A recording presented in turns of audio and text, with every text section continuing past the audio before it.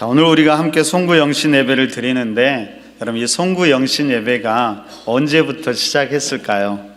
혹시 알고 계세요? 1885년 12월 31일 언더우드와 아펜젤라 선교사가, 그리고 그 외 선교사들의 한 10명 정도가 제야 기도회, 철야 기도회를 드렸는데, 이것을 송구영신 예배의 시작이라고 봅니다.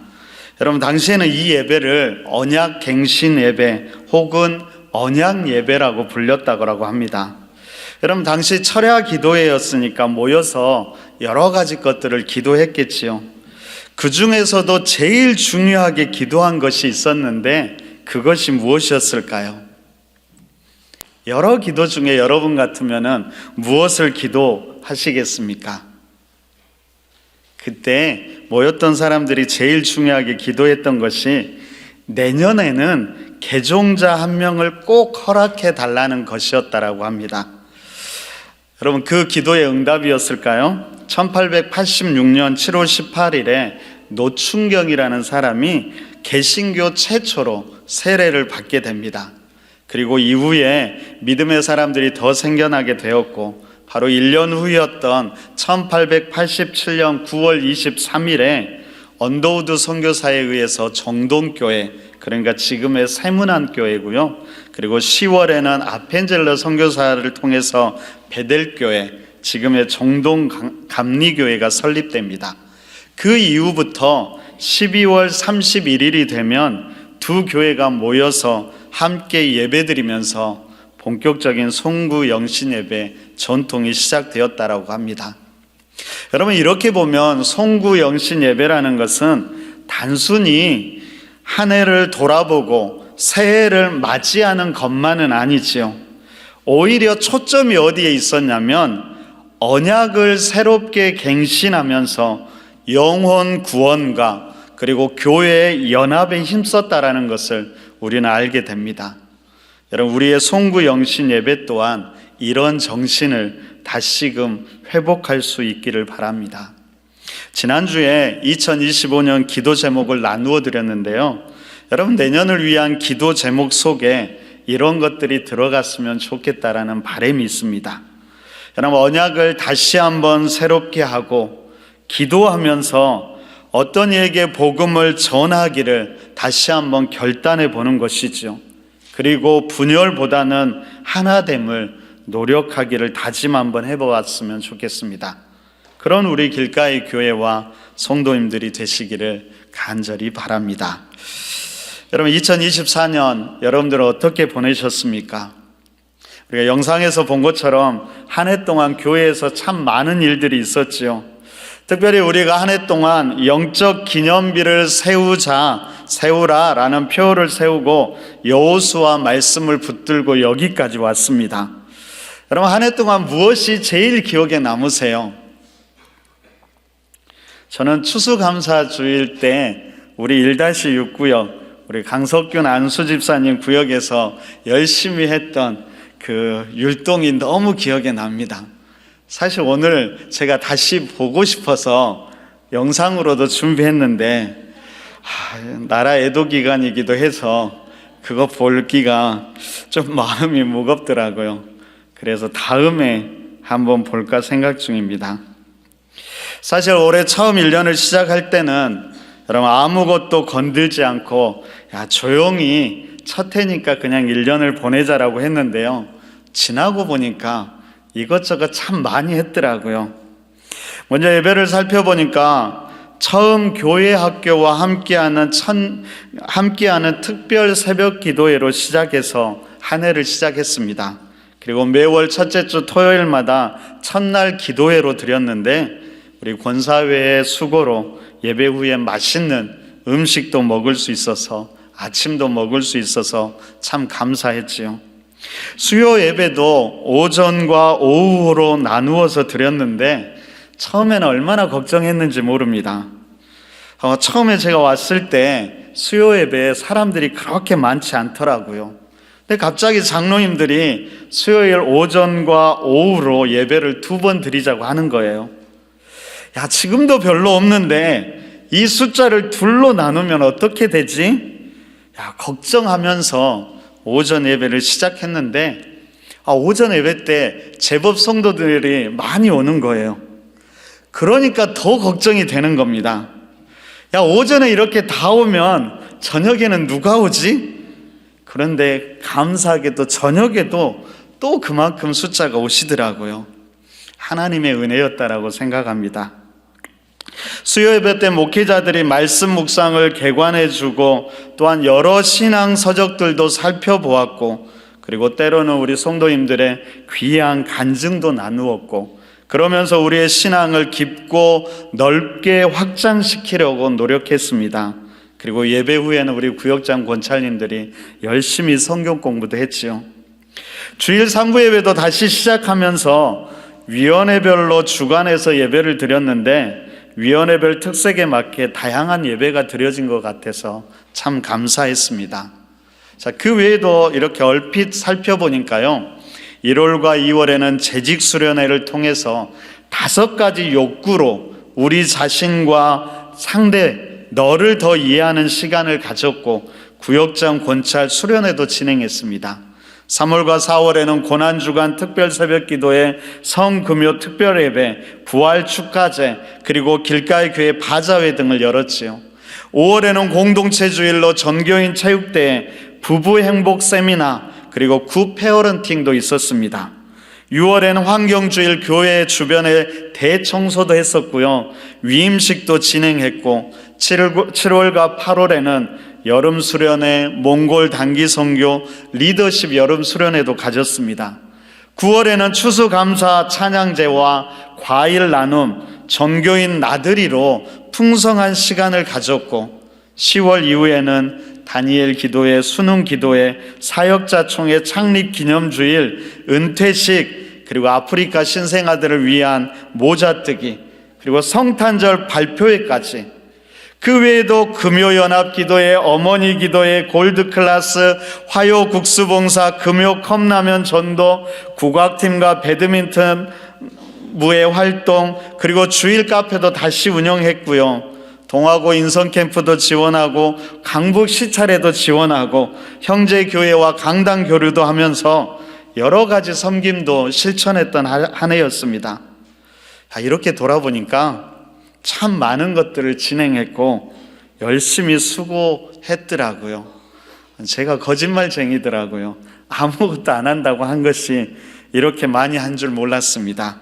우리 한 해 동안 수고했다라고 우리 서로에게 격려의 박수 한번 했으면 좋겠습니다.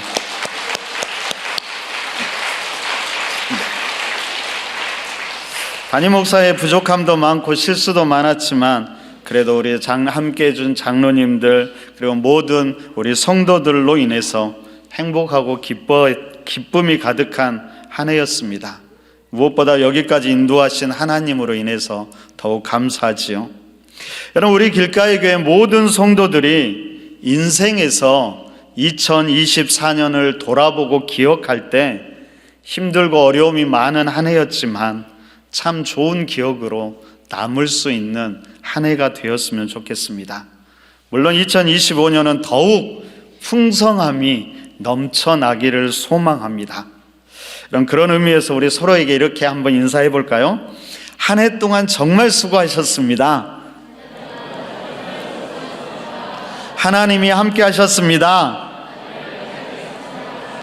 하나님이 계속 함께 하실 것입니다. 여러분, 내년에도 거의 비슷한 일들이 진행되겠지요. 기쁨으로 기꺼이 함께해 주시기를 부탁드립니다. 한 가지만 더 바람이 있다라면요, 내년에 행하는 모든 일들 속에서는 우리들만 함께하는 것이 아니라 우리의 이웃들도, 아직 예수 그리스도를 알지 못하는 사람들도 초대해서 함께하면 더 좋을 거라는 생각을 해봅니다. 그러면 더 풍성한 은혜가 우리 교회 가운데 넘칠 것입니다. 여러분, 이렇게 우리가 주어진 일에 최선을 다하지만 항상 우리가 잊지 말아야 할 것은 무엇일까요? 바로 그것은 우리 삶에는 항상 끝이 있다라는 것이지요. 하지만 그 끝은 영원한 끝이 아닙니다. 또 누군가에 의해서 삶은 계속될 것입니다. 그럼 그렇게 보면 우리는 역사의 어느 한 지점을 살아갈 뿐이지요. 거대한 역사의 흐름은 무엇일까요? 그 거대한 역사의 흐름은 바로 하나님의 나라입니다. 태초부터 시작된 하나님의 나라가 완성을 향해 가고 있고, 그 안에서 우리는 우리에게 주어진 역사의 한 페이지를 채워가는 것입니다. 어떤 이는 여기에서 삶을 마무리하지만 어떤 이는 계속해서 삶을 살아가겠지요. 아마 우리 대부분은 계속해서 2025년도도 새로운 삶을 살아갈 것입니다. 하지만 언젠가는 우리도 삶을 마무리해야 하는 때가 반드시 올 것입니다. 바로 그때 우리의 모습은 어떠해야 하는지, 그때까지 우리는 어떻게 우리의 삶을 살아야 하는지, 오늘 2024년도를 마무리하면서 또한 우리가 한 해 동안 묵상했던 여호수아서를 마무리하면서 다시 한번 생각해 볼 수 있기를 바랍니다. 여러분, 여호수아 23장과 24장은 여호수아 인생의 마지막 모습을 우리에게 보여주고 있습니다. 하루하루 최선으로 믿음의 삶을 살았던 그는 이제 그의 삶을 마무리해야 할 때가 가까이 왔다라는 것을 너무나 잘 알고 있었지요. 삶을 마무리해야 하는 여호수아의 가장 큰 고민이 무엇이었을까요? 무엇이었을 것 같으세요? 그것은 바로 다른 것이 아니라 다음 세대에 대한 걱정이었습니다. 다음 세대들이 계속해서 믿음 안에서 살아가는 것, 이것이 그의 가장 큰 고민이고 기도 제목이었지요. 그래서 그는 이제 마지막 유언과 같은 말씀을 간절하게 다음 세대들에게 전하면서 결단을 촉구하게 됩니다. 여호수아 23장은 실로에서 이스라엘 지도자들을 다 모아놓고 마지막 유언과 같은 말씀을 전하면서 결단을 촉구하였고, 24장은 장소를 옮겨서 이스라엘 백성 전체를 향한 당부의 말씀을 전하는데, 그 이야기의 핵심이 뭐였냐면 누구를 섬길 것인가의 문제였습니다. 지금까지 함께하면서 인도하신 하나님을 섬길 것인가, 아니면 이제 새로 정착하며 살아가야 할 이 땅의 신을 섬길 것인가의 문제였다라는 겁니다. 여러분, 단순히 머리로만 생각하면 하나도 어려운 문제는 아니지요. 당연히 출애굽부터 이곳까지 인도하셨던 하나님, 가나안 땅에서도 승리하게 하신 하나님, 그리고 그 땅을 차지하게 하신 하나님을 섬기는 것이 너무나 당연하지요. 그런데 실제적인 삶에서도 과연 그럴까요? 매일매일의 삶에서, 그리고 주위의 다른 신을 믿는 사람들 속에서 살아가면서도 여전히 우리가 그 하나님을 섬길 수 있느냐 하는 문제입니다. 우리의 신앙은 어떨까요? 여러분, 신앙 또한 우리의 머릿속으로만 하는 것이 아니라 우리의 현실 속에서 살아가는 삶이지요. 그런데 우리가 살아가는 이 현실은 결코 믿음의 세계가 아닙니다. 믿지 않는 세계이고요. 때때로 우리는 그 안에서 하나님의 부재를 경험해야 할 때도 많이 있습니다. 이해할 수 없는 상황, 특별히 고난의 상황 가운데 놓이기도 하면서 보이지 않는 하나님을 의심하기도 하고요. 때로는 우리의 믿음이 조롱받기도 하는 현실을 우리가 살아가야 하는 것이지요. 바로 그곳에서, 그런 상황에서도 하나님을 섬길 수 있느냐의 문제입니다. 그래서 여호수아는 이스라엘 백성들을 다시 모으고 믿음의 결단을 요구하는데, 그 장소가 바로 세겜 땅에서 그 일을 합니다. 여러분, 세겜이 어떤 곳이었을까요?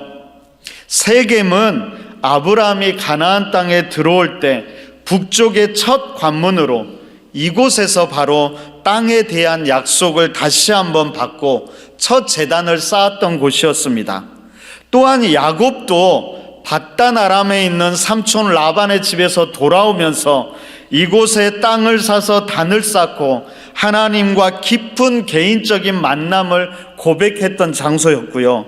또한 이곳에는 애굽에서 이장된 요셉의 뼈가 묻혔던 곳이기도 합니다.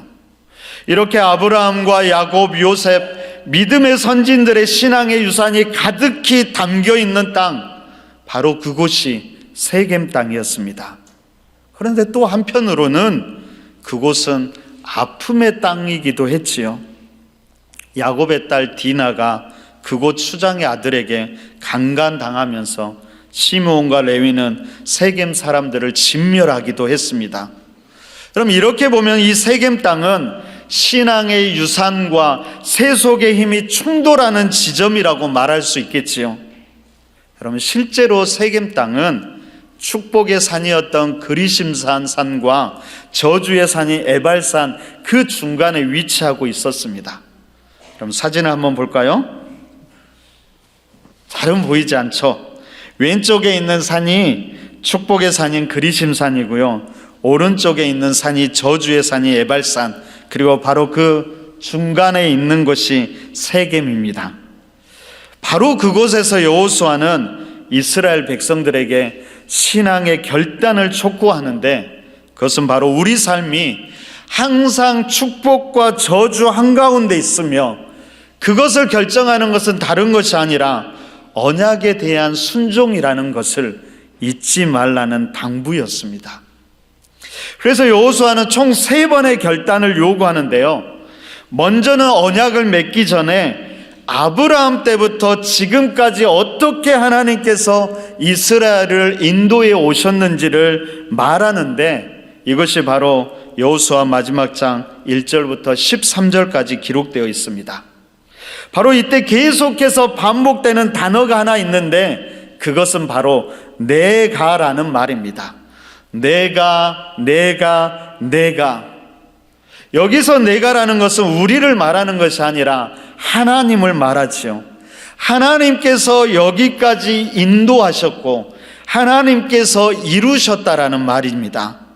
그러니까 역사의 주관자가 하나님이며 너희를 여기까지 인도하신 이가 하나님이라는 말씀입니다. 바로 그렇게 하나님에 대해서 전한 다음에 14절에서 여호수아가 이렇게 이야기합니다. 그러므로가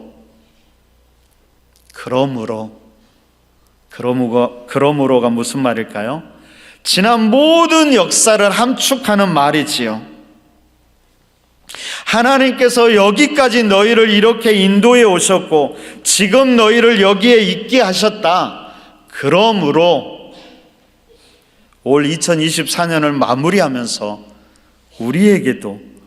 우리도 이렇게 고백해야 하지 않을까요? 참 어려움도 많고 변화도 많았던 한 해, 하지만 하나님께서 여기까지 인도하셨습니다. 그러므로 그 다음에 우리는 어떤 결단을 할 수 있을까요? 여호수아는 백성들에게 3가지 결단을 요구합니다. 첫째로 우리 14절을 함께 읽어보도록 하겠습니다. 14절을 함께 읽습니다. 자, 시작. 그러므로 이제는 여호와를 경외하며 너희의 조상들이 강 저쪽과 애굽에서 섬기던 신들을 치워버리고 여호와만 섬기라. 여호와를 경외하며 온전함과 진실함으로 여호와만 섬기라. 바로 이것이 여호수아가 백성들에게 요구한 첫 번째 결단의 내용이었습니다. 한번 따라해 볼까요? 여호와를 경외하며 온전함과 진실함으로 여호와만 섬기라. 그럼 여호수아는 이것이 순간적인 감정이 아니라 결단하고 선택해야 될 문제라고 강하게 이야기합니다. 여러분 15절을 보세요. 이렇게 이야기합니다. 만일 여호와를 섬기는 것이 너희에게 좋지 않게 보이거든 너희 조상들이 강 저쪽에서 섬기던 신들이든지 또는 너희가 거주하는 땅에 있는 아모리 족속의 신들이든지 너희가 섬길 자를 오늘 택하라. 오직 나와 내 집은 여호와를 섬기겠노라 하니, 바로 지금 선택하고 결정하라는 것이지요. 그러자 그들이 어떻게 대답했을까요? 16절에서 이렇게 대답합니다. 우리 16절도 함께 읽어봅니다. 자, 시작. 백성이 대답하여 이르되 우리가 결단코 여호와를 버리고 다른 신들을 섬기기를 하지 아니하오리니. 결단코 비장한 각오로 대답하지요. 그러자 여호수아가 이어서 두 번째 결단을 촉구합니다. 먼저 이 두 번째 결단을 요청하기 전에 여호수아는 다시금 하나님이 어떤 분인지를 밝히는데요. 19절을 보니까 여호와는 거룩하신 하나님이실 뿐만 아니라 질투하시는 하나님이라고 말합니다. 여러분, 질투하는 하나님, 왠지 어울리지 않는 말 같지요. 그렇지만 이것 또한 하나님의 거룩하신 만큼이나 중요한 하나님의 속성입니다. 여러분, 특별히 이 질투라는 것은 부부와 자녀 관계처럼 특수한 관계에서 비롯된 것이죠. 그러니까 그냥 질투하는 것이 아니라 사랑하는 관계, 특별한 관계에서 갖는 감정을 말합니다. 바로 아가서는 이 질투에 대해서 이렇게 이야기합니다. 아가서 8장 6절을 보니까요, 너는 나를 도장같이 마음에 품고 도장같이 팔에 두라. 사랑은 죽음같이 강하고 질투는 수월같이 잔인하며 불길같이 일어나니 그 기세가 여호와의 불과 같으니라. 그러면 이 질투 속에서 우리는 이스라엘 하나님이 얼마나 이스라엘 백성들을 열망하고 간절히 사랑하시는지를, 그 사랑을 보게 되는 것이죠. 그 하나님에 대해서 말하면서 여호수아는 이렇게 이야기합니다. 20절에서요. 만일 너희가 여호와를 버리고 이방 신들을 섬기면 너희에게 복을 내리신 후에라도 돌이켜 너희에게 재앙을 내리시고 너희를 멸하시리라 하니. 그때 백성이 어떻게 대답했을까요? 이렇게 대답합니다. 우리 함께 읽어볼까요? 21절입니다. 자, 시작. 백성이 여호수아에게 말하되 아니니이다. 우리가 여호와를 섬기겠나이다 하는지라.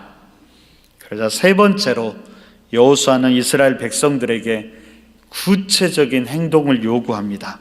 23절에 보니까 이렇게 이야기합니다. 여호수아가 이르되 그러면 이제 너희 중에 있는 이방 신들을 치워버리고 너희 마음을 이스라엘의 하나님 여호와께로 향하라 하니. 여러분, 결심은 말로만 하는 것이 아니라는 것이죠. 행동으로 보여야 합니다.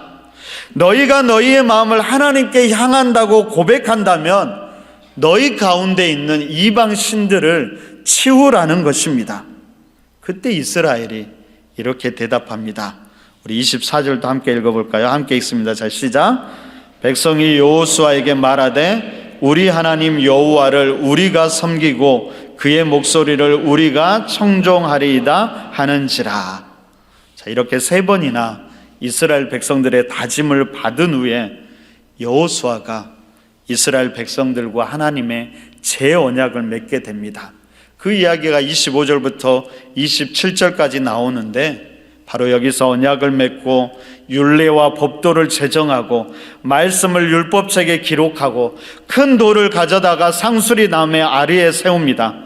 그리고 그 돌을 증거로, 변하지 않는 증거로 삼지요.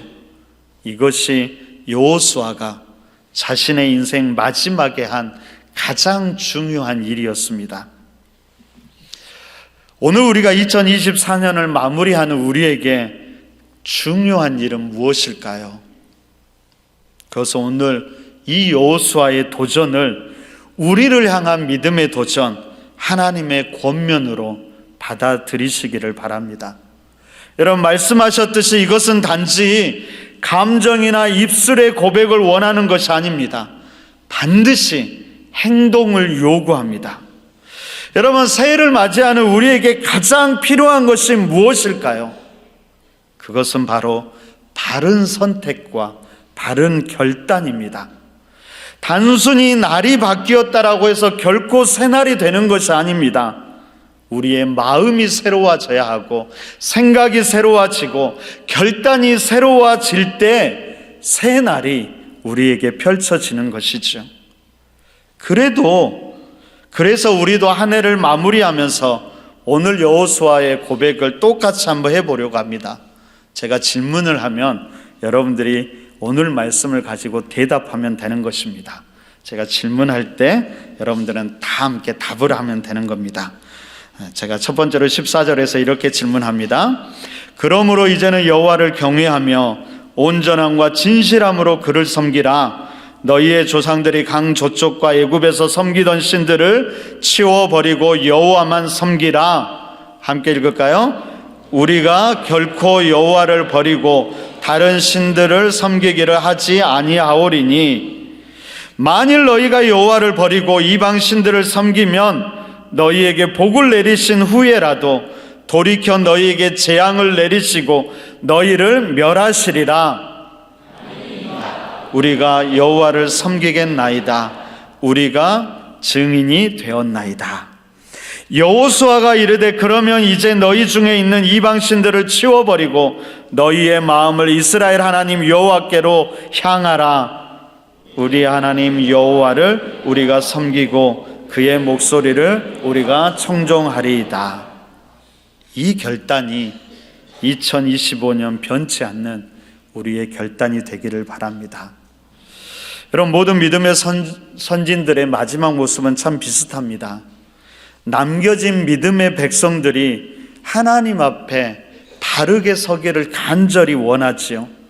이런 믿음의 선진들의 노력과 헌신, 본을 통해 믿음의 역사가 계속되는 것입니다.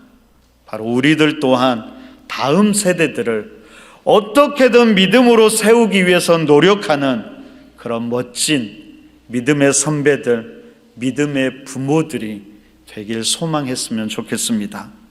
그리고 오늘 함께 예배드리는 우리 다음 세대들은 그런 부모들의 믿음의 신앙, 선배들의 믿음의 신앙을 잘 전수받아서 그렇게 살아가기를 또한 결단했으면 좋겠습니다. 그래서 우리 길가의 교회를 통해서 그 믿음의 계보가, 우리 길가의 성도들의 가정을 통해서 그 믿음의 계보가 계속될 수 있기를 간절히 바랍니다. 이처럼 모든 것을 마치고 여호수아가 110세에 죽어 장사됩니다. 성경은 그의 마지막 인생을 이렇게 평가하지요. 우리 31절을 마지막으로 함께 읽어보겠습니다. 함께 읽습니다. 이스라엘이 여호수아가 사는 날 동안과 여호수아 뒤에 생존한 장로들 곧 여호와께서 이스라엘을 위하여 행하신 모든 일을 아는 자들이 사는 날 동안 여호와를 섬겼더라. 그가 얼마나 생전에 이 일에 헌신했는지를 우리는 여기서 알 수 있지요. 어떻게든 이스라엘 백성들이 하나님을 바르게 섬기도록 최선을 다했고, 그런 그의 헌신을 통해서 여호수아가 생존하는 날 모든 백성들이 하나님을 바르게 섬겼다라고 이야기합니다. 여러분, 모든 삶에는 끝이 있습니다. 이 땅을 살아가는 작은 일들의 끝도 있고요, 우리 인생의 마지막에도 끝이 있습니다. 우리도 언젠가는 우리의 삶을 마무리하겠지요. 그때 우리는 어떤 평가를 받게 될까요? 우리를 통해 우리 공동체, 우리 가족, 내가 속한 곳은 어떤 신앙의 유익을 누리게 될까요? 단지 이 땅에만 소망을 두지 않기를 바랍니다. 여호수아처럼 우리의 평생의 소원이 언제 어느 곳에서든 주님을 예배하며 주님과 동행하는 것, 그것이 우리의 소원이 되었으면 좋겠습니다. 그렇지 않은 세상 속에서도 나와 내 가족은 오직 여호와를 섬기겠다는 결단, 우리의 왕 되신 주님을 사랑하고 그분만을 찬양하며 그 안에 머무르는 것, 그리고 그 주님과 함께 이 땅 가운데 하나님 나라를 이루어가는 것, 그것이 바로 우리의 소원이고 소망이 되길 바랍니다. 그래서 하나님께서 우리를 부르신 그날 하나님 앞에서, 그리고 우리 자녀들과 믿음의 다음 세대들 앞에서 부끄럽지 않는 우리의 모습이기를 바랍니다. 그 발걸음을 다시 시작하는 2025년이 되시기를 간절히 바랍니다.